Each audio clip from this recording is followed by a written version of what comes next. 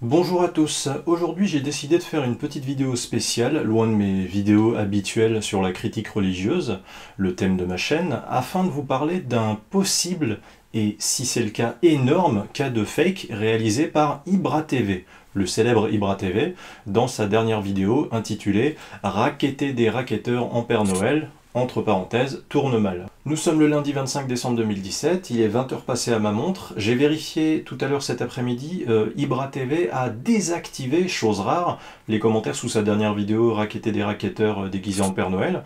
Je crois qu'il est en panique, je crois que peut-être il est en train de se rendre compte que de façon massive, beaucoup d'abonnés, beaucoup de personnes qui ont vu cette vidéo se mettent à dénoncer un fake, à se plaindre. Et si cette vidéo s'avère être un fake, ça pourrait discréditer toute sa chaîne, ça pourrait mettre en péril tout son business. Alors je choisis parfaitement mes mots dans cette vidéo que je suis en train de faire, je ne dénonce pas un fake, je suspecte un fake. Dans cette vidéo où Ibra TV utilise quand même un flingue contre des racketteurs, et où il prend un coup de bâton qui l'assomme par derrière, soi-disant, Ibra TV, il a probablement, selon moi, commis 8 erreurs, dont certaines vraiment très grossières, des erreurs en tout cas qui pourrait faire penser que les racketteurs de sa vidéo sont peut-être simplement des comédiens qu'il a embauchés et que son agression n'est peut-être que de la comédie. Une comédie qui a pour but de faire buzzer, de faire parler de lui. Je vais à présent vous lister les 8 éléments suspects, les 8 possibles erreurs commises par Ibra TV dans sa dernière vidéo, qui pourraient s'avérer n'être qu'un fake avec des comédiens se faisant passer pour de réels racketteurs. Je précise que cette liste de 8 erreurs suspectes, supposées, je les ai mises en commentaire dimanche soir vers 23h15 sous la vidéo d'Ibra TV, et dans la foulée, j'ai mis cette liste sur Twitter, sur ma page certifiée, afin de certifier que je suis bien l'auteur de cette analyse, qui a reçu plein de likes sous la vidéo YouTube d'Ibra, avant qu'Ibra ne se mette à supprimer ce commentaire, et d'ailleurs d'autres gens par derrière se sont amusés à se réapproprier mon texte de commentaire, au mot près, ils n'ont rien changé, ils ont été très malhonnêtes, mais au final, tous les commentaires ont dégagé cet après-midi.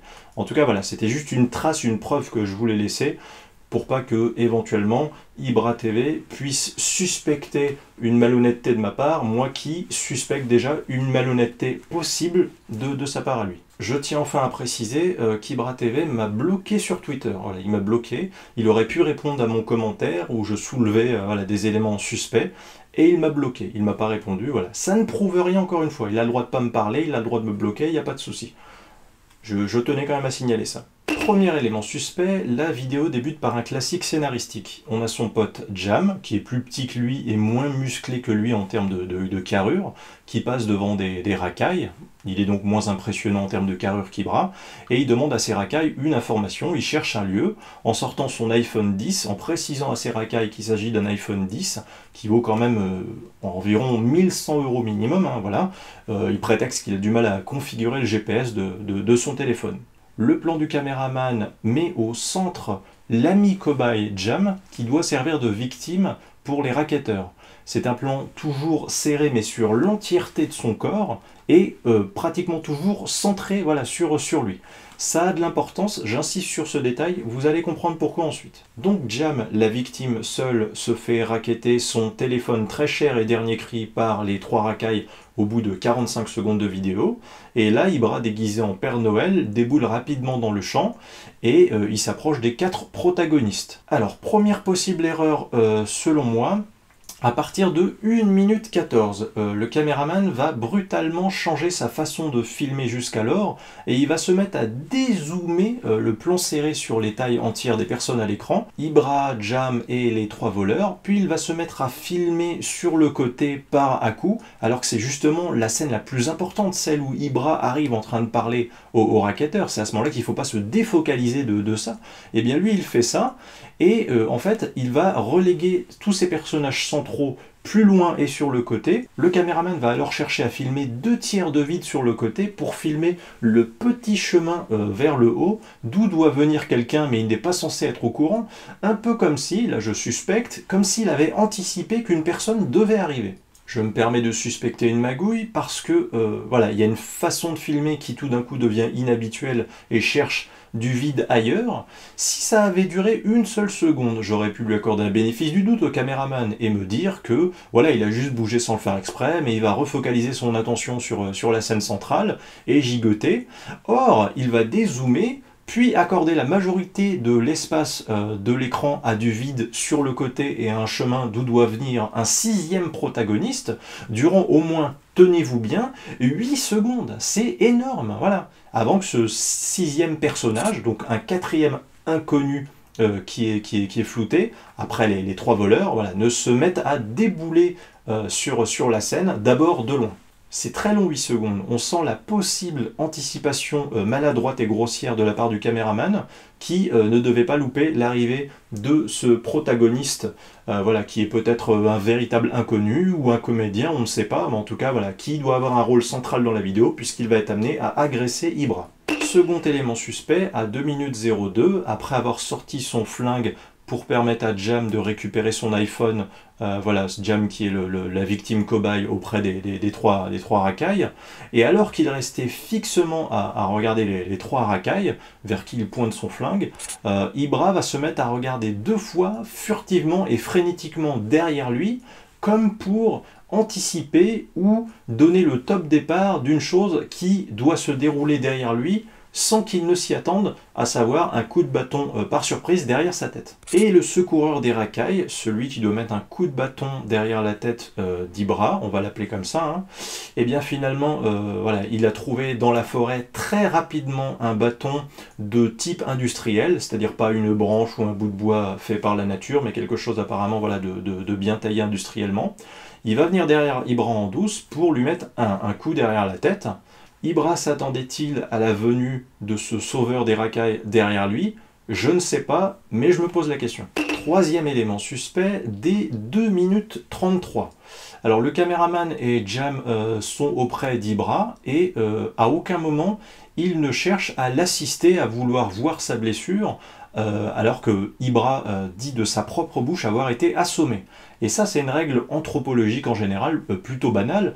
99% du temps, quand vous venez au secours d'un ami blessé, accroupi ou à terre, en tout cas il ne tient pas debout, ou il ne se met pas debout, il ne reste pas debout, et ben, par réflexe, normalement, on va le voir et on va voir où il a mal. On cherche à évaluer le niveau de sa blessure ou de l'impact de la blessure. Dans l'hypothèse où toute la scène tragique vécue n'est pas un fake, pour moi, des amis n'agiraient pas de façon aussi passive. Le caméraman et Jam, le porteur d'iPhone, ils se parlent plus entre eux qu'ils ne parlent à Ibra ou le réconfortent. Et le caméraman dit avoir autant été surpris, ne pas avoir voilà, compris d'où est sorti l'agresseur au bâton. Dès 2 minutes 47, il confirme à Ibra qu'il ne l'a pas vu arriver car il regardait la lunette de la caméra à travers le trou. Quatrième élément suspect, dès 2 minutes 55, le caméraman veut examiner la supposée blessure et Ibra ne veut pas qu'il mette sa main sur sa tête car c'est douloureux. Mais on pourrait avoir une lecture pessimiste de ce refus très fugace et estimer qu'Ibra ne voulait pas que soit filmé trop longtemps son crâne, sans coup, ni bosse, ni sang, ni rougeur. Voilà, parce que j'ai fait des ralentis dans la seconde où on peut voir voilà, la totalité de la partie de la tête qui est censée avoir eu un impact par le coup de bâton. Et force est de constater que pour un bâton censé voilà, l'avoir assommé, hein, c'est Ibra qui le dit lui-même, et ben le crâne d'Ibra semble totalement intact. On n'arrive pas à voir de traces de coups, ni même de rougeur, et je trouve ça suspect. À partir de 3 minutes et 1 seconde, le caméraman va se mettre à filmer le bâton ayant servi à assommer Ibra, et là on découvre un bâton assez maigrelet, que je suppose plutôt léger, pas épais du tout en tout cas, plus proche de la baguette épaisse plate que du gourdin, quand on s'interroge un petit peu sur la dimension totale du bâton qu'on a pu voir en vidéo, ou sur la densité de matière qui pourrait être la sienne. Et là, je me dis, il faut être vachement téméraire quand même pour oser s'attaquer à un mec armé d'un flingue, qui en a fait usage, puisque Ibra a tiré avec cette arme, ça a fait beaucoup de bruit, et il s'en sert. Le secoureur le sait, il le voit. Et je trouve ça assez téméraire, je dirais peut-être même suspect, avec la somme de toutes les bizarreries cumulées.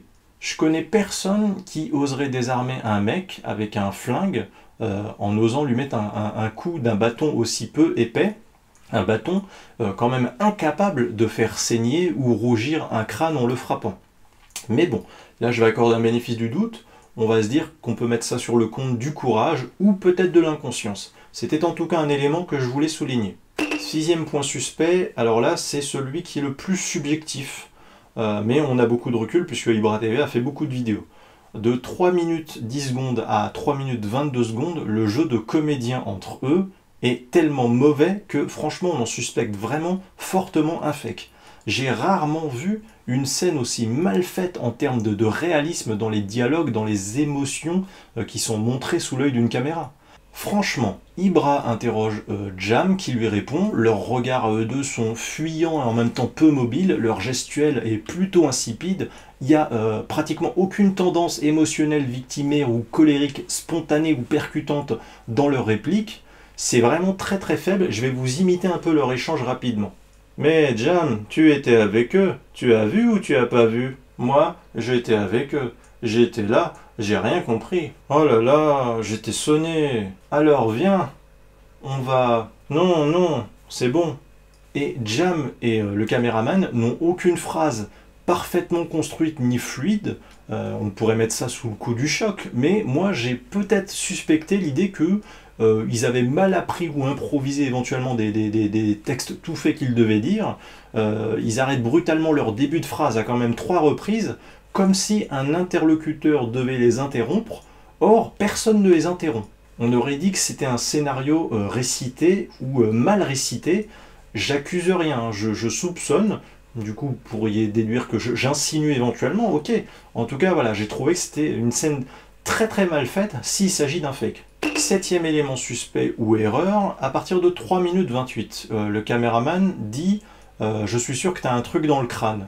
Et moi je me dis mais pourquoi il filme pas finalement le crâne, même s'il n'y a pas de blessure grave comme le confirme Ibra, si le choc avec le bâton est capable quand même d'assommer ce grand gaillard qui est Ibra TV. C'est pas rien, ce sont les propres mots d'Ibra. Alors il devrait forcément, pour moi, y avoir une marque, d'autant plus que dans des vidéos passées, quand Ibra ou Jam avaient par exemple une blessure ou une marque de coup, même juste superficielle, eh bien ils les montraient allègrement à l'écran et ils fanfaronnaient dessus. Bizarrement, là, pour un bâton qui se casse sur le crâne d'Ibra à 2 minutes 07 secondes voilà, de vidéo, c'est pas rien, c'est quand même le coup de théâtre de la vidéo. On pourrait s'attendre un minimum de la part du caméraman à ce qu'il filme la zone d'impact du coup ayant assommé Ibra, selon Ibra lui-même. Et enfin, dernier élément suspect, le caméraman ajoute de façon confuse et pas claire voilà, qu'il a vu la scène et pensait que c'était un prank dans un prank. Or, une fois qu'il voit le coup de bâton qu'a reçu Ibra, instantanément, il court vers lui pour lui porter secours. Alors, moi je me dis à ce moment-là, mais il faudrait savoir, finalement, le caméraman, est-ce qu'il a vu l'agresseur ou est-ce qu'il ne l'a pas vu, comme il le prétendait plutôt dans la vidéo? Et surtout, pensait-il que l'agresseur en était un vrai ou pas? Voilà, c'est très confus. Voilà, j'espère que cette vidéo aura été suffisamment informative. YouTube, c'est mon média préféré. Je suis un acteur de ce média et aussi un spectateur. Et je pense que les fakes de prank ou d'expérience sociale font beaucoup de mal à l'image du hobby, du job ou de la fonction de youtubeur. En ayant découvert cette vidéo le week-end passé, j'ai commencé du coup à prendre des notes sur un carnet. Beaucoup de choses me semblaient suspectes et voilà, je ne veux pas inclure ma démarche en tout cas dans une logique de clash interposé, j'attends pas de réponse de sa part, lui qui m'a bloqué de toute façon sur Twitter, je soulève juste des interrogations. N'hésitez pas à partager ma vidéo avec des gens qui connaissent et qui apprécient la chaîne d'Ibra TV. Si vous avez repéré d'autres éléments suspects dans sa vidéo que je n'aurais pas inclus dans ma propre analyse avec mes 8 éléments suspects, vous n'hésitez pas, vous me laissez un commentaire sous ma vidéo. Et n'hésitez pas également, pour les curieux voilà, qui voudraient s'intéresser à mon travail et à ce que je fais, à regarder d'autres vidéos de ma chaîne YouTube ou à vous intéresser à mon site internet ou mon livre dont je mettrai des liens en commentaire de cette vidéo. Je vous dis à bientôt.